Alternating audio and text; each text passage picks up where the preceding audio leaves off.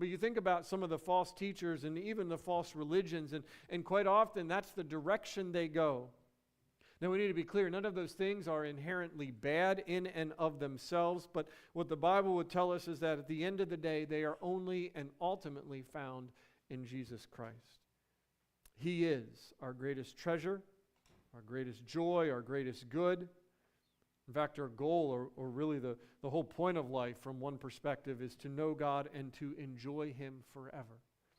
And yet these false teachers or false teachings, quite honestly, will at least claim to offer us a sort of shortcut to those things, that we might gain those things outside of or before Christ.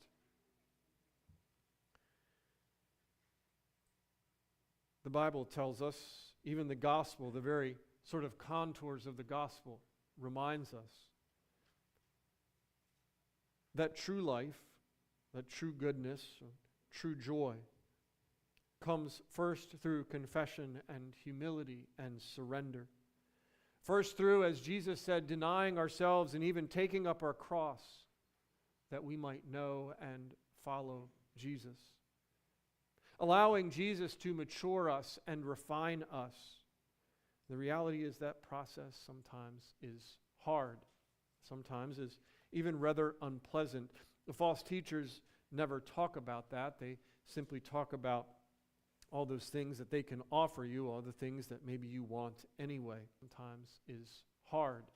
Sometimes is even more. He comes back and he talks about the return of Jesus Christ. He spends all of what we have as chapter 2 addressing and confronting these false teachers. So as I look at it, as I would want to offer it to you this morning, I believe this chapter breaks up into 3 sort of sections. These are briefly outlined in your notes.